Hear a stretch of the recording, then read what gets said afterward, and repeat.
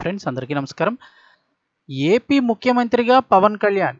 BJP కొత్త వ్యూహం అయితే పన్నుతోంది. ఏపీ ముఖ్యమంత్రిగా పవన్ కళ్యాణ్ అంటూ సంచలన వ్యాఖ్యలు చేశారు ఒక ప్రొఫెసర్. దానికి సంబంధించిన వివరాలు తెలుసుకుందాం. వీడియో పూర్తిగా చూడండి. అలాగే తప్పకుండా లైక్ చేయండి. మరిన్ని అప్డేట్స్ కోసం ఛానల్ వెంటనే సబ్స్క్రైబ్ చేసుకోండి. ప్రభుత్వం నుంచి వచ్చే లేటెస్ట్ అప్డేట్స్ అన్ని కూడా ఎప్పటికప్పుడు మన ఛానల్ ద్వారా మీకు తెలియజేయడం జరుగుతుంది. ఇక వివరాల్లోకి వెళ్ళిపోదాం. బీజేపీ కొత్త ఆలోచన చేస్తోంది. పవన్ కళ్యాణ్కు సీఎం పదవి అంటూ చెప్తున్నారు. ఆంధ్రప్రదేశ్లో జరుగుతున్న తాజా రాజకీయ పరిణామాలపైన ప్రముఖ రాజకీయ విశ్లేషకుల్లో ఒకరైన ప్రొఫెసర్ కంచె ఐలయ్య పలు కీలక వ్యాఖ్యలు చేశారు. అధికారంలోకి తిరిగి రాకపోతే ఖచ్చితంగా టీడీపీ పార్టీ దెబ్బతింటుందని భావించిన చంద్రబాబు నాయుడు ఎలాంటి పని చేయడానికైనా వెనుకాడరంటూ ఆయన అభిప్రాయంగా తెలిపారు.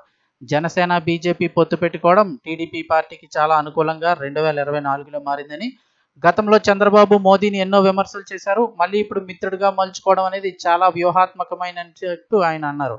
ఇక చంద్రబాబు అరెస్ట్ అయిన తర్వాతే ప్రజలలో సానుభూతి పెరిగిందని, అదే టీడీపీ పార్టీకి బలంగా మారిందని తెలిపారు.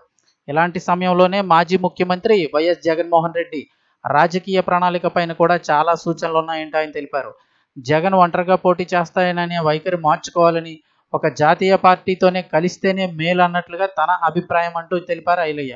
దేశవ్యాప్తంగా కూడా అన్ని పార్టీలు కూటమిగా కలుస్తున్నాయని, వైసీపీ మాత్రం ఒంటరిగా ఉండటం వల్ల జాతీయ స్థాయిలో పాత్ర పెరగాలి అంటే కలయికలు ఖచ్చితంగా అవసరం అంటూ తెలిపారు ప్రొఫెసర్ ఐలయ్య.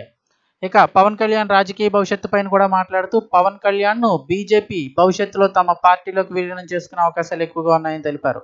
మహారాష్ట్రలో కాపు సామాజిక వర్గానికి ముఖ్యమంత్రి పదవి ఇవ్వాలని అందుకు సంబంధించి వ్యూహాలు బీజేపీ అమలు చేసేలా కనిపిస్తోందంటూ ఐలయ్య తెలిపారు. అలాగే ఉప ముఖ్యమంత్రిగా రామ్ యాదవ్ను నియమించేలా కూడా బీజేపీ వ్యూహం రచించవచ్చు అంటూ తెలిపారు. ప్రాంతీయ పార్టీల హవా తగ్గించాలని బీజేపీ వ్యూహంగా అడుగులేస్తోందంటూ తెలిపారు ఐలయ్య. ఈ 10 ఏళ్లలో రాజకీయ మార్పులలో కేంద్రం చాలా భిన్నంగా మారిపోయిందంటూ చెప్పారు.